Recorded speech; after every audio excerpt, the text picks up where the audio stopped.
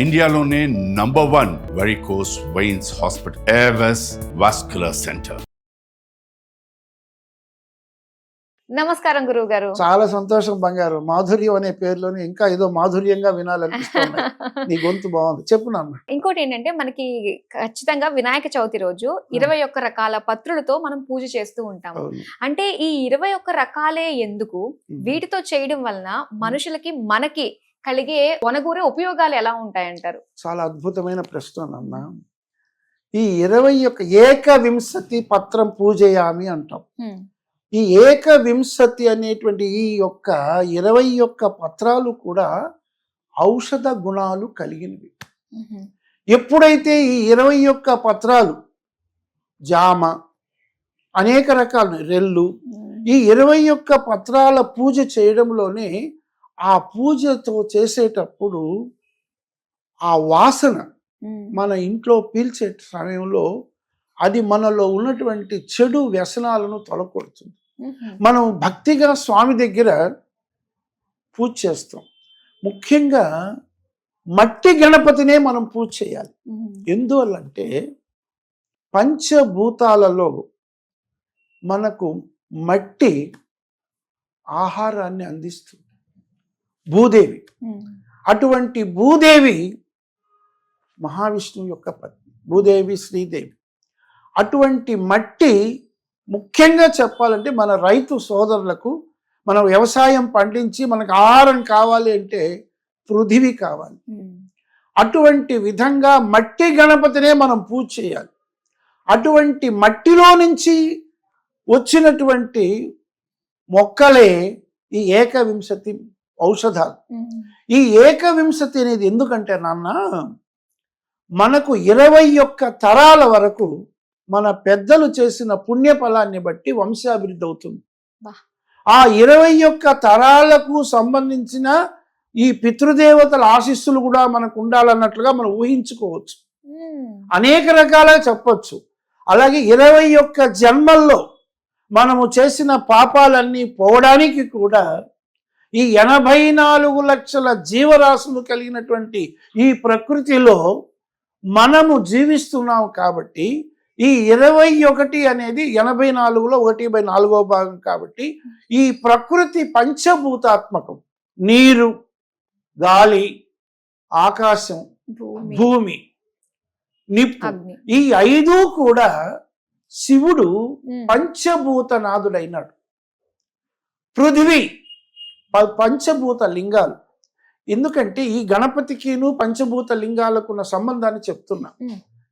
ఈ పంచభూత లింగాల్లో పృథివీ లింగంగా మనం కాంచీపురం, అయోధ్య, మధురామాయి, కాశీ, అవంతిక, ద్వారకా, కాంచి, సప్తైతే మోక్షదాయక.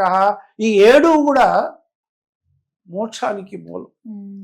కాశీ ఎంత ప్రసిద్ధో దక్షిణాదిలో కంచి అంత పవిత్రత. శక్తి అమ్మవారు కంచిలో అష్టాదశ శక్తి పీఠాల్లో ఒకటి. ఏకాంబరేశ్వరుడు, ఒకే మామిడి చెట్టులో 4 విధాలైన రుచులు 4. అటువంటి ఏకాంబరేశ్వర ఆలయమే పృథ్వీలింగం. ఈ 4 క్షేత్రాలు తమిళనాడులో ఉన్నాయి. దక్షిణాదిలో ఒకటి వాయులింగం. మనకు వాయువు ప్రాణం. ఈ యొక్క వాయువు ఎందుకంటే నాగదేవత యొక్క ఆశీస్సులతోనే సంతానం ఏర్పడుతుంది.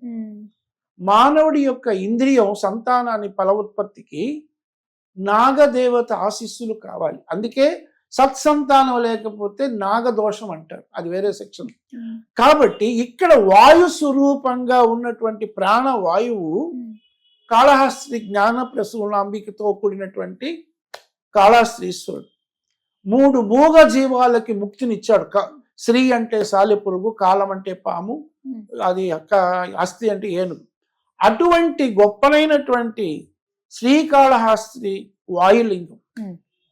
అలాగే ఉత్తరాదిన హిమాలయాల కంటే పూర్వం ప్రసిద్ధి చెందినటువంటి 14 కిలోమీటర్లు అరుణకాంతిగా వెలిసినటువంటి అరుణాచలం. అచలం అంటే పర్వతం. అదే తమిళ భాషలో తిరు అంటే శ్రేష్టము, అన్నామలై అంటారు, ఉన్నామలై ఆ అమ్మవారు. ఈ విధంగా ఈ యొక్క 14 కిలోమీటర్లు స్వామి యొక్క పవిత్రమైనటువంటి స్వరూపంగా అరుణాచలం అగ్నిలింగంగా ఉన్నది.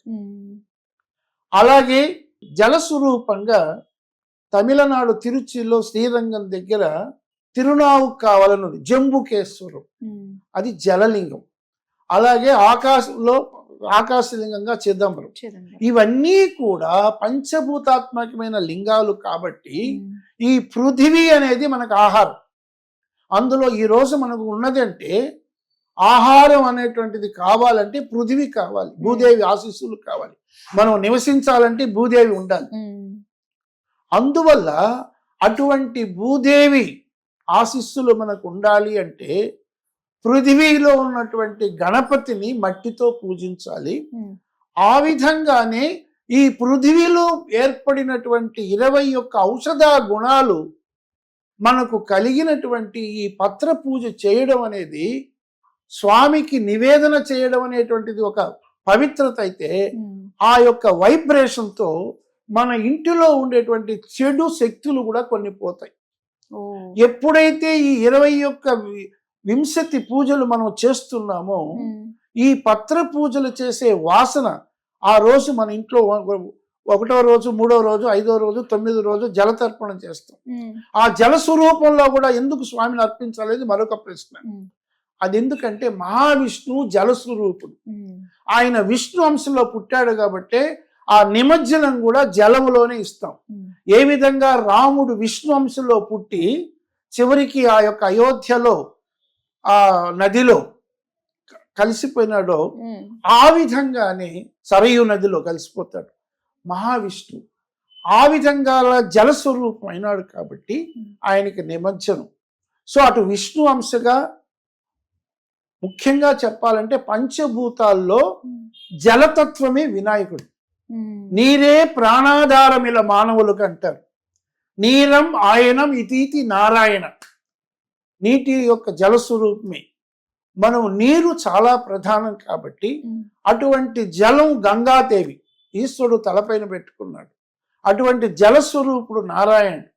అటువంటి జలతత్వమైనటువంటి వినాయకుడు పృథ్వీలింగంగా ఏ విధంగా ఉన్నాడో ఆ విధంగా మట్టి గణపతిని పూజించి ఆ మట్టి గణపతిని 11వ రోజు నిమజ్జనం చేయడం అనేది జలములో కలిసిపోవడంలో జల్దీ అంటాం. అంటే ఎప్పుడైతే ఈ పూజ మనం చేసి స్వామిని చక్కగా ఈ సంవత్సరం వెళ్ళేసి, స్వామి ఈ విశ్వావసునామ సంవత్సరంలో నిన్ను ఇలా మేము పూజ చేస్తున్నాం, రాబోయే సంవత్సరానికి తిరిగి మమ్మల్ని వచ్చి ఆశీర్వాదం చెయ్యి, ఈ సంవత్సరంలో విఘ్నాలకు అధిపతి ఓ గణనాయక, ఓ వరసిద్ధి వినాయక అన్నట్టుగా కాణిపాక వినాయక కదలిరార గణనాయక మూగ చెవిటి గ్రోడ్లాని రక్షించిన దేవా సలిలంబున ఉన్నావా సకలము నీదందురా కలకాలము కరుణించరా కాణిపాక వినాయక అని ఆ జలస్వరూపుడైన వినాయకుని కొలుస్తాం. అది నాన్న స్వస్తి. ధన్యవాదాలు గురువు గారు.